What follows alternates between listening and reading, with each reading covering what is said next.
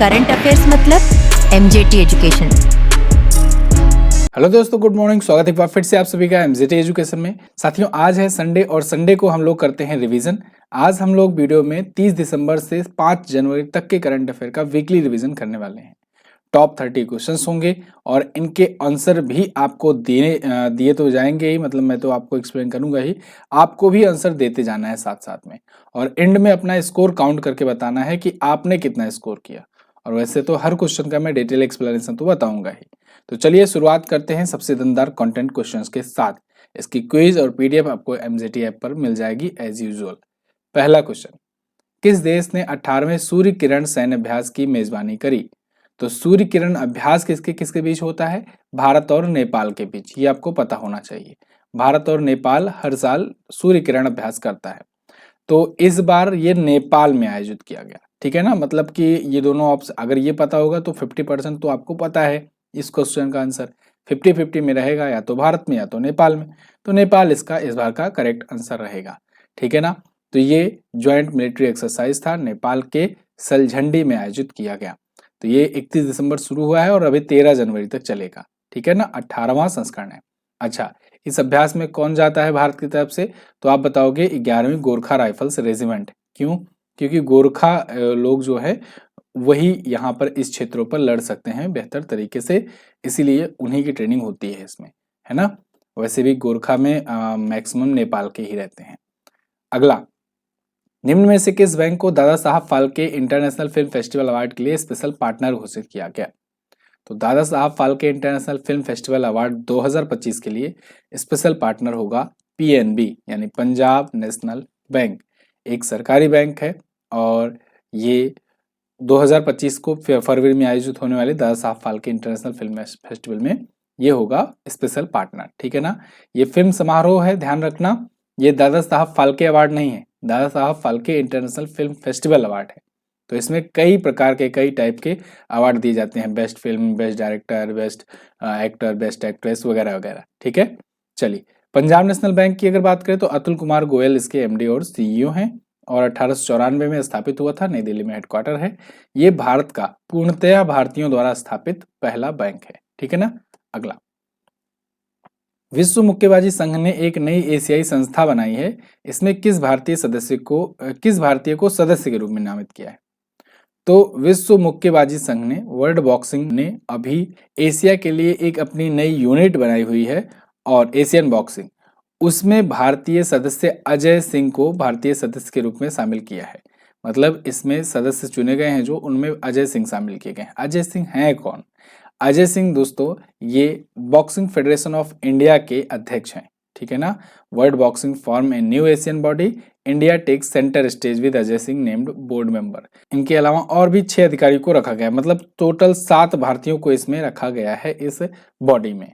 Okay, Ajay Singh भारतीय मुक्केबाजी महासंघ के अध्यक्ष हैं। लवलीना बोरगोहेन, ये वैश्विक मुक्केबाजी की अलग वैश्विक संस्था है, एक विश्व मुक्केबाजी का एथलीट आयोग, उसमें इनको शामिल किया गया है। ये भी भारतीय हैं, ओलंपिक में ब्रॉन्ज जीती थी। अगला, हाल ही में किस कंपनी ने भारत का सबसे बड़ा और सबसे उन्नत क्रॉलर डोजर लॉन्च किया? तो दोस्तों अभी इसे लॉन्च किया है BEML ने, भारत अर्थ मूवर्स लिमिटेड ने। भारत का सबसे बड़ा और सबसे हाईटेक ये क्रॉलर डोजर है। क्रॉलर डोजर क्या होता है? ये साथियों कोलार गोल्ड फील्ड्स सुविधा में ये खनन वगैरह के काम में आता है, माइनिंग वगैरह में काम आता है। तो BEML ने इसे डिजाइन किया हुआ है और लॉन्च किया है, नाम है BD-475-2, ठीक है। तो ये QST-30 इंजन द्वारा संचालित है जो कि 950 हार्स पावर का है। अगला, किसके द्वारा भारत का पहला स्नातक माइनर कार्यक्रम क्वांटम टेक्नोलॉजीज लॉन्च किया गया? तो भारत का पहला स्नातक स्तर का माइनर कार्यक्रम क्वांटम टेक्नोलॉजीज ये AICTE और NQM ने मिलकर के लॉन्च किया है। उपरोक्त दोनों ऑप्शन आपका करेक्ट होगा। यहाँ पर देखिए, AICTE department of science and technology launch quantum technology for UG courses.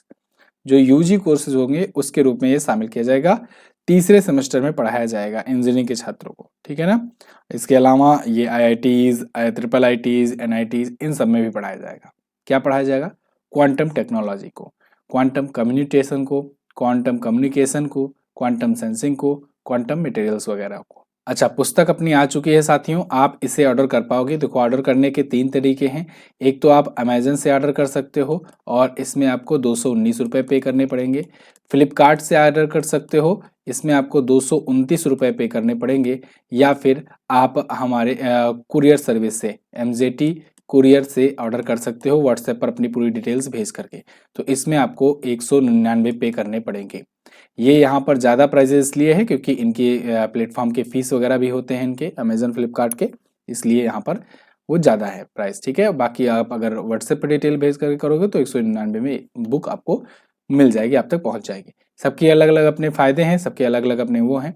जैसे किसी के यहाँ फ्लिपकार्ट की रीच होती है, अमेजन की नहीं होती है, कहीं पर अमेजन की रीच होती है, फ्लिपकार्ट की नहीं होती है, कहीं पर दोनों की रीच नहीं होती है। तो आपको जो पसंद आए उस मेथड से आप यहाँ पर कर सकते हो। ठीक है, बाकी बुक के बारे में अगर बात करें तो ये वार्षिकांक है 2024-25 के सभी एग्जाम्स के लिए आपका यूजफुल होने वाला है 2025 में। और 5000 प्लस इसमें अध्यायवार प्रश्न प्लस वन लाइनर्स हैं। चैप्टर वाइज है, सबसे खास बात तो यही है, सब कुछ चैप्टर वाइज आपको मिलेगा, प्रश्नोत्तर माध्यम में भी मिलेगा आपको। तो यहाँ पर मतलब जैसे अपनी ब्रह्मास्त्र सीरीज की हर बार की पुस्तक आती है उस प्रकार से होगी। इस बार 30% ज़्यादा ब्राइटर कागज यूज किया गया है। इस बार हम लोगों ने इस प्रकार से डिज़ाइन किया है बुक को कि जिससे आपको छोटी से छोटी चीज़ें जिससे टारगेट बना बना करके आप पढ़ सको, और मतलब पढ़ने में आपको बिल्कुल ऐसे बोरियत नहीं लगे कि आपको इतना ज़्यादा कंटेंट पढ़ना है और आप तैयार कर पाओ। तो करंट अफेयर बेहतर आसान तरीके से तैयार करने के लिए आप ये बुक को ज़रूर ऑर्डर करें और 100% इसमें क्वेश्चन मैच होंगे, ये मेरी गारंटी है। क्योंकि इसमें कंपाइलेशन समझो 600 पन्ने का होता है, तो 600 पेज का अगर ये पढ़ डाले 5000 क्वेश्चन तो आप इंडिया के किसी भी एग्जाम में बैठोगे ना तो करंट अफेयर में आप पीछे नहीं रहोगे, किसी भी लेवल के एग्जाम। पृथ्वी के 7 महाद्वीपों में से प्रत्येक की सबसे ऊंची चोटियों पर चढ़ने वाली दुनिया की सबसे कम उम्र की महिला कौन बनी? ये बन गई हैं साथियों काम्या कार्तिकेयन। काम्या कार्तिकेयन जो है ये यहाँ पर दिख रही हैं आपको, ये become the youngest women to scale world 7 highest peak.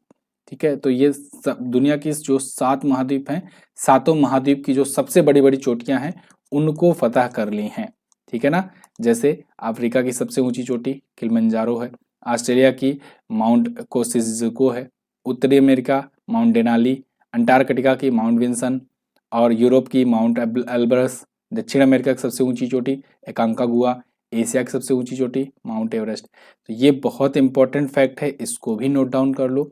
ये 7 महाद्वीपों की किस महाद्वीप की कौन सी सबसे ऊंची चोटी है, डायरेक्टली पूछा जाता है। डायरेक्टली पूछ लेगा आपसे ऑस्ट्रेलिया महाद्वीप की सबसे ऊंची चोटी कौन सी है, तुरंत आपको आंसर बताना है, 2 नंबर आपका बन जाएगा। ठीक है, आगे बढ़ते हैं। किस राज्य सरकार द्वारा स्वर प्लेटफॉर्म का शुभारंभ किया गया? तो स्वर प्लेटफॉर्म अभी गुजरात राज्य सरकार ने लॉन्च किया है। यहाँ पर आप आर्टिकल देखोगे, Gujarat CM launch Swar platform to overcome language barrier. ये लैंग्वेज बैरियर को खत्म करने के लिए लॉन्च किया गया है। स्वर मतलब speech and written analysis resource. ठीक है ना, चलिए अगला।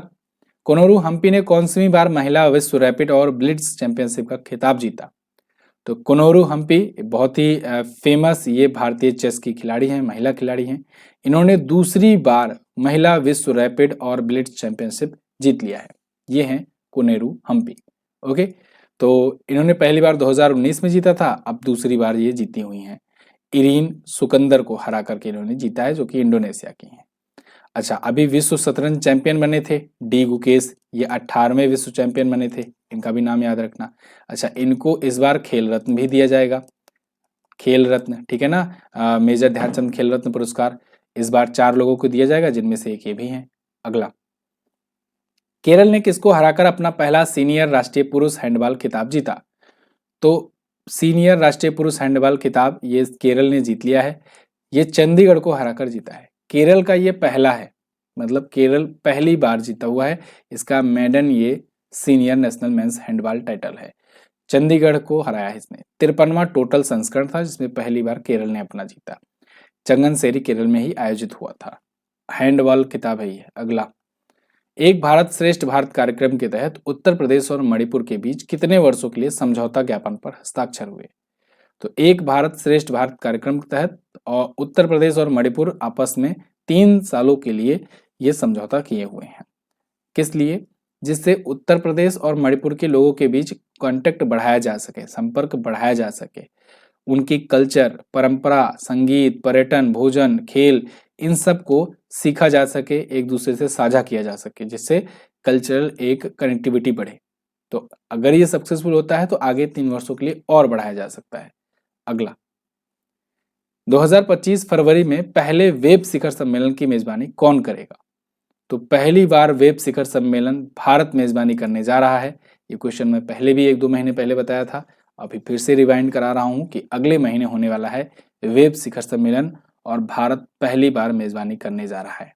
इसकी घोषणा पीएम मोदी ने मन की बात कार्यक्रम में अपने की है। तो 5 से 9 फरवरी तक आयोजित होगा नई दिल्ली में और ये वेब समिट होगा। वेब मतलब world audio visual entertainment summit, world audio visual entertainment summit. ठीक है, अगला, डेलाइट इंडिया की रिपोर्ट के अनुसार भारतीय अर्थव्यवस्था वित्तीय वर्ष 2025 में 6.5% से बढ़कर कितने प्रतिशत के बीच रहेगी? तो डेलाइट इंडिया ने भारत की जीडीपी ग्रोथ रेट का अनुमान बताया है और ये फाइनेंशियल ईयर 2025-26 के लिए बताया इन्होंने कहा है कि भारत की जीडीपी ग्रोथ रेट 6.8% तक रहेगी, 6.5% से 6.8% तक के बीच में रहेगी। ठीक है ना।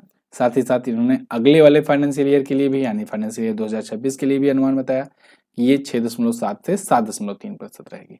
यहाँ पर कुछ और जो रेटिंग एजेंसियों ने अपना अनुमान बताए हैं भारत के जीडीपी ग्रोथ रेट को लेकर, ये मैंने आपको बताया है। देखिए किताब से ये लिया गया है स्क्रीनशॉट, है ना, जो किताब अपनी आई है। तो देखो किताब में मैंने क्या किया है कि सारे जितने भी जीडीपी ग्रोथ रेट वगैरह हैं सबको एक जगह आपको टेबल बना करके रख दिया, जिससे आप कंफ्यूज ना हो और एक ही जगह सब कुछ प्राप्त कर पाओ, है ना। तो आरबीआई ने 7.2% का अनुमान बताया, एसबीआई ने 8%, यूएन ने बताया, संयुक्त राष्ट्र ने 6.2%। ये सब भारत की जीडीपी ग्रोथ रेट का अनुमान है 2024-25 फाइनेंशियल ईयर के लिए। ठीक है ना। क्रिसिल ने 6.8%, मूडीज ने 7.1%। आप इसको देख सकते हो। अगला, ऐसे ही इस बार बहुत मेहनत की गई है किताब पर, बहुत जबरदस्त कंटेंट आपके लिए लाया गया है। हाल ही में भजन लाल शर्मा की सरकार ने राजस्थान में कितने नवनिर्मित जिले और संभाग को समाप्त कर दिया? तो दोस्तों राजस्थान सरकार ने 9 जिले और 3 संभाग को समाप्त कर दिया। जब अशोक गहलोत जी थे मुख्यमंत्री यहाँ पर, तो इन्होंने 17 नए जिले बनाए थे। उन 17 में से 9 जिलों को इन्होंने समाप्त कर दिया और कहा इनकी कोई जरूरत नहीं है। तो टोटल 50 जिले हो गए थे, अब दोबारा से 41 जिले हो गए। ठीक है ना। तो 41 जिले और 7 संभाग रह गए हैं, 3 संभाग और 9 नए जिले खत्म किए गए हैं। ठीक है ना। तो 50 संभाग और 50 जिले और 10 संभाग हो गए थे। ये समाप्त किए गए जिले हैं, समाप्त किए गए संभाग हैं। अगर आप राजस्थान स्पेशल एग्जाम की तैयारी कर रहे हो तो इसको पढ़ लेना। अगला, सीआरपीएफ के नए महानिदेशक कौन बने? तो सेंट्रल रिजर्व पुलिस फोर्स, इसके नए महानिदेशक बन गए हैं वितुल कुमार, आईपीएस वितुल कुमार। यहाँ पर आपको देखिए आर्टिकल मिल जाएगा। सीआरपीएफ डीजी अनीस दयाल सिंह जो हैं ये रिटायर हो गए हैं और वितुल कुमार ये लीड करेंगे एक्टिंग चीफ के रूप में। ठीक है ना। अभी एक्टिंग है, आगे चल परमानेंट कर दिए जाएंगे। तो वितुल कुमार, आईपीएस वितुल कुमार सीआरपीएफ के महानिदेशक होंगे। सीआरपीएफ की स्थापना 1939 में हुई थी, नई दिल्ली में हेडक्वार्टर है। अगला, एमटी वासुदेवन नायर जिनका हाल ही में निधन हो गया, ये किस भारतीय भाषा के लेखक थे? तो एमटी वासुदेवन नायर जो हैं ये मलयालम भाषा के लेखक थे, बहुत ही फेमस राइटर थे ये, और इनका निधन हो गया है। इन्हें पद्म भूषण मिल चुका था 2005 में, केरल ज्योति पुरस्कार 2022 में, ज्ञानपीठ इनको मिला था 1995 में ही, और जो कि भारत में सर्वोच्च साहित्यिक पुरस्कार है। साहित्य अकादमी पुरस्कार 1969 में मिला था और राष्ट्रीय फिल्म पुरस्कार भी बहुत बार जीत चुके हैं। अगला, प्रो कबड्डी लीग सीजन 11 इसका विजेता कौन बना? इंपॉर्टेंट क्वेश्चन है। प्रो कबड्डी लीग का 11वें सीजन का विजेता बन गया हरियाणा स्टीलर्स। हरियाणा स्टीलर्स ने पहली बार खिताब जीता है, पहली बार खिताब जीता है। इसने हराया है किसे? इसने हराया है पटना पायरेट्स को।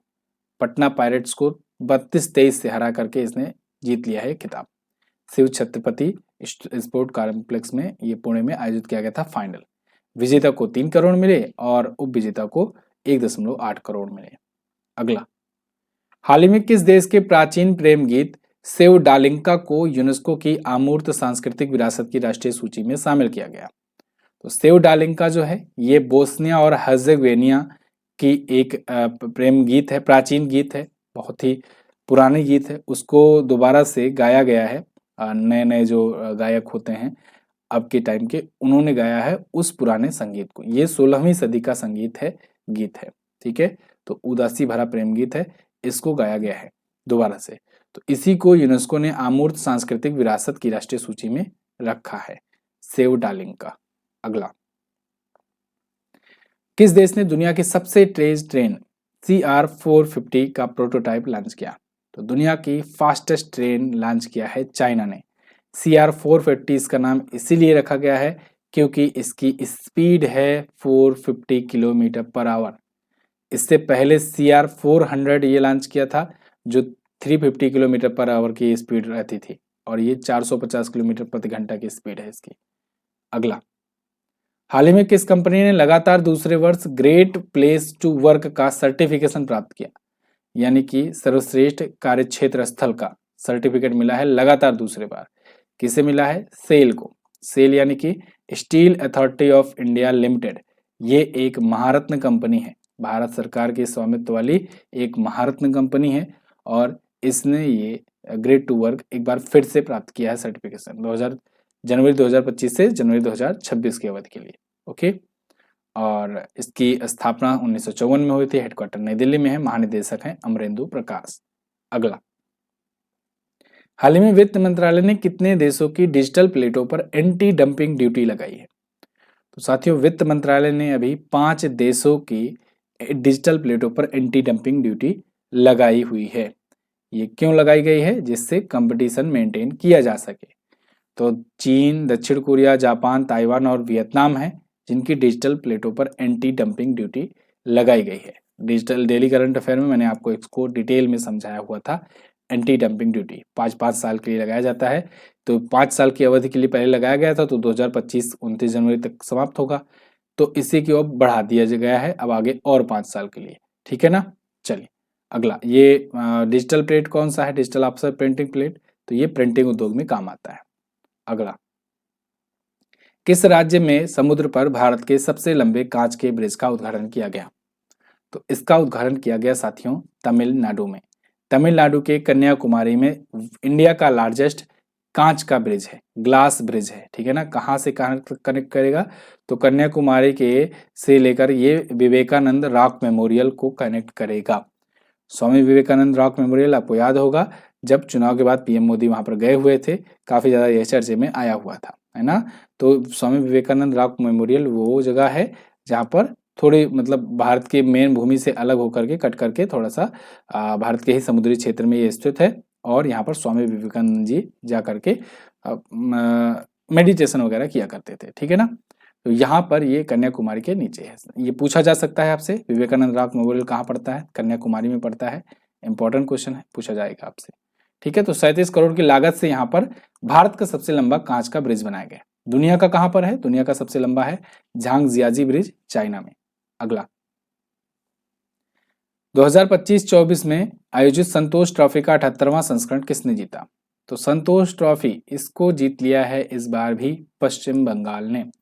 संतोष ट्रॉफी एक फुटबॉल का टूर्नामेंट होता है और काफी पुराना टूर्नामेंट होता है। एशिया का सबसे पुराना टूर्नामेंट तो डूरंड कप होता है। डूरंड कप के बाद संतोष ट्रॉफी होती है, संतोष ट्रॉफी होती है ना। दोनों ही फुटबॉल संबंधित है, याद रखना। तो संतोष ट्रॉफी का 78वां संस्करण था। 5 लाख रुपए का नगद पुरस्कार मिला पश्चिम बंगाल को। केरल को इसने हराया हुआ है। अच्छा, जो उप विजेता होता है उसे कमला गुप्ता ट्रॉफी दी जाती है और 3 लाख रुपए दिए जाते हैं, ठीक है। तो बंगाल की टीम जो है ना, वो अकेले 33 बार ये टूर्नामेंट जीत चुकी है। 33 बार ये टूर्नामेंट जीती है। 78 में से 33 बार आधा अकेले ये जीती हुई है। तो फिलहाल ये 1941 में शुरू हुआ था टूर्नामेंट। अगला, Jammu Kashmir and Ladakh through the ages, इस पुस्तक का विमोचन किसने किया है? इस पुस्तक का विमोचन किया अमित शाह जी ने। गृह मंत्री अमित शाह जी इस पुस्तक को लॉन्च किए, उसके बाद फिर जो बयान दिए उसको लेकर काफी कंट्रोवर्सी हुई, और ये बात उठी कि जम्मू कश्मीर का नाम बदला जाने की बात कर रहे हैं वगैरह वगैरह। 2 दिनों तक खूब मुद्दा गर्म रहा, और मैंने भी इस पर आपको एक वीडियो दी थी। अगर आप इंटरेस्टेड हैं तो जाकर के वीडियो देखिएगा कि जम्मू कश्मीर के बारे में इतिहास क्या है और क्यों चर्चे में आया था ये बात कि यहाँ पर गृह मंत्री जी ने कश्यप का नाम रखने की बात कही हुई है। ये बात क्यों उठी, कब उठी, ये आप जान पाओगे। चलिए अगला, फिलहाल इस पुस्तक के बारे में ये जानो कि Jammu Kashmir and Ladakh through the ages जो है ये इसमें जम्मू कश्मीर और लद्दाख के 8000 साल पुराने इतिहास को दिखाया गया है इस पुस्तक में। ठीक है, ये पुस्तक अभी 7 पार्ट में आएगी। प्रधानमंत्री फसल बीमा योजना और पुनर्गठित मौसम आधारित फसल बीमा योजना की समय सीमा कब तक के लिए बढ़ा दी गई है? तो ये टाइम पीरियड बढ़ा दिया गया 2025-26 के लिए। 2016 में लॉन्च हुई थी प्रधानमंत्री फसल बीमा योजना, अब 2025-26 तक के लिए और इसे एक्सटेंड कर दिया गया है। ठीक है ना, तो यहाँ पर ये बताया गया है कुल परिव्यय बढ़ाकर 69,515 करोड़ रुपए कर दिया गया है। और अगर एक और क्वेश्चन यहीं से फैक्ट आपको मिल जाएगा, फसल पैदावार के अनुमान के लिए 100% टेक्नोलॉजी का यूज करने वाला एकमात्र राज्य मध्य प्रदेश है। ठीक है ना, चलिए अगला, ये 18 फरवरी को शुरू किया गया था। अगला, निम्न में से किसको अजंता एलोरा अंतर्राष्ट्रीय फिल्म फेस्टिवल में पद्म पाणि लाइफ टाइम अचीवमेंट पुरस्कार से सम्मानित किया जाएगा? तो अजंता एलोरा अंतर्राष्ट्रीय फिल्म महोत्सव 2025 में जो आयोजित होगा उसमें पद्म पाणि लाइफ टाइम अचीवमेंट पुरस्कार ये पाएंगे सई परांजपे, यहाँ पर आपको दिख रही हैं सई परांजपे, इनको सम्मानित किया जाएगा। ठीक है ना, 15 से 19 जनवरी के बीच में अजंता एलोरा अंतर्राष्ट्रीय फिल्म फेस्टिवल होना है छत्रपति संभाजी नगर में। छत्रपति संभाजी नगर का पुराना नाम औरंगाबाद था, ये बात याद रखना, औरंगाबाद था, और अजंता और एलोरा की गुफाएं यहीं पर हैं, तो इस बार इसलिए वहां पर अजंता एलोरा अंतर्राष्ट्रीय फिल्म महोत्सव होता है। इस बार 10वां संस्करण है इस फिल्म फेस्टिवल का। ठीक है, अगला, मेजर ध्यानचंद खेल रत्न पुरस्कार के लिए किसे चुना गया? अभी मैंने आपको बीच में बताया ना, इस बार 4 व्यक्तियों को दिया जाएगा मेजर ध्यानचंद खेल रत्न पुरस्कार। खेल रत्न पुरस्कार ये भारत का खेल के क्षेत्र का सबसे बड़ा पुरस्कार होता है। हरमनप्रीत सिंह जी और मनु भाकर, डी गुकेश और प्रवीण कुमार जी, इन 4 को मिलेगा इस बार का खेल रत्न। ठीक है ना, तो यहाँ पर देखिए ये आर्टिकल भी आपके सामने, ये खेल रत्न मिलेगा। राष्ट्रीय खेल पुरस्कारों की घोषणा की गई है और इस बार 32 अर्जुन पुरस्कार दिए जाएंगे, 32 अर्जुन पुरस्कार दिए जाएंगे। ठीक है ना, 4 दिए जाएंगे खेल रत्न, टीगू के शतरंज से हैं, हरमनप्रीत सिंह हॉकी से, प्रवीण कुमार पैराथलीट और मनु भाकर निशानेबाजी से। तो 17 जनवरी को एक स्पेशल इवेंट आयोजित कराकर राष्ट्रपति भवन में राष्ट्रपति जी के द्वारा ये पुरस्कार दिए जाएंगे। तो इस बार कितने कितने लोग किसमें दिए जाएंगे, यहाँ पर आप लिस्ट देख लो। 4 खेल रत्न होंगे, अर्जुन पुरस्कार विजेता 32, द्रोणाचार्य पुरस्कार में 3 रेगुलर कैटेगरी में, 2 लाइफ टाइम कैटेगरी में, राष्ट्रीय खेल प्रोत्साहन पुरस्कार 1, मौलाना अबुल कलाम आजाद ट्रॉफी 3। ठीक है, अगला, और बाकायदे अगर लिस्ट देखनी हो तो आप एक मैंने स्पेशल वीडियो आपको बना करके दी हुई है इसको लेकर के, डेली करंट अफेयर मैंने डिटेल से जो पढ़ाया था उसी की क्लिप करके काट करके आज अपलोड कर दूंगा दिन में, तो वो वीडियो देख लेना, तो उसमें राष्ट्रीय खेल पुरस्कार के बारे में पूरा डिटेल लिस्ट है। ठीक है, तो वो अलग से ही आपको देखना पड़ेगा। अगला, हाल ही में वन पारिस्थितिकी तंत्र को हरित सकल घरेलू उत्पाद से जोड़ने वाला पहला राज्य कौन बन गया? ये बन गया है छत्तीसगढ़। वन पारिस्थितिकी तंत्र को हरित सकल घरेलू उत्पाद, ग्रीन जीडीपी में कन्वर्ट करने वाला या कहे कनेक्ट करने वाला, ये बन गया है पहला राज्य। ठीक है, यह इंडिया एक्सप्रेस का आर्टिकल है आपके सामने।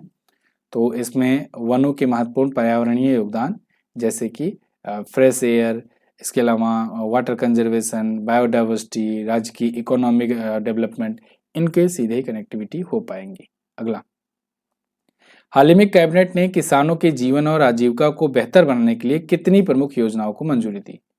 तो केंद्रीय कैबिनेट ने 7 ऐसी परियोजनाओं को मंजूरी दी है जिससे किसानों के जीवन और आजीविका में सुधार हो सके। ये 7 योजनाएं कौन कौन सी हैं?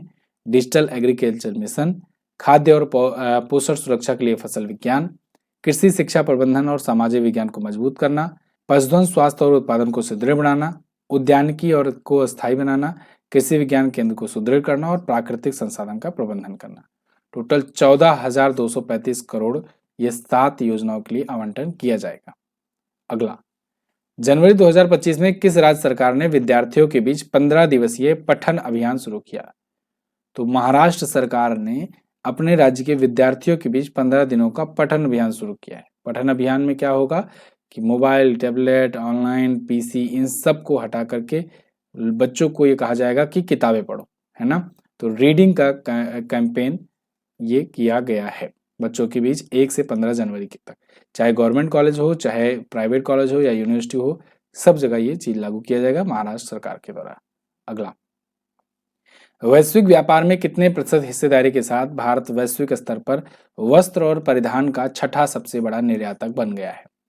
तो भारत बन गया है 3.9% हिस्सेदारी के साथ दुनिया का छठवां सबसे बड़ा एक्सपोर्टर, किसका, वस्त्र और परिधान का, यानी कि टेक्सटाइल एंड अपैरल का, ठीक है ना। तो ये ग्लोबली बन गया है 3.9% के साथ।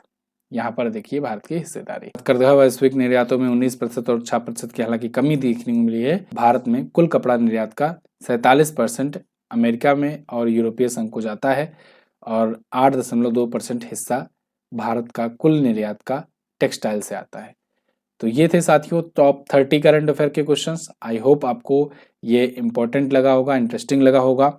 और आपका कितना स्कोर आया है तो आप स्कोर कमेंट करके बता दो कितना आप सही कर पाए हो। तो ये पुस्तकें और लेखक हैं पिछले दिनों में जो आई हुई चर्चे में, इनको आप रिवाइज कर लीजिए। और पुस्तक जिन लोगों ने नहीं ऑर्डर किया है जाकर के फटाफट से ऑर्डर कीजिए। सबका लिंक मैंने डिस्क्रिप्शन में दे दिया है, चाहे आप अमेजन से ऑर्डर कीजिए, चाहे व्हाट्सएप से, चाहे फ्लिपकार्ट से, चाहे व्हाट्सएप पर जाकर अपना पूरा डिटेल्स भेजिए और वहां पर पेमेंट कीजिए, आपको कुरियर कर दिया जाएगा। जो भी आपको सुटेबल लगे उससे आप ऑर्डर कर सकते हैं। Thank you so much. मिलेंगे अगली वीडियो में, तब तक के लिए नमस्कार, जय हिंद, वंदे मातरम।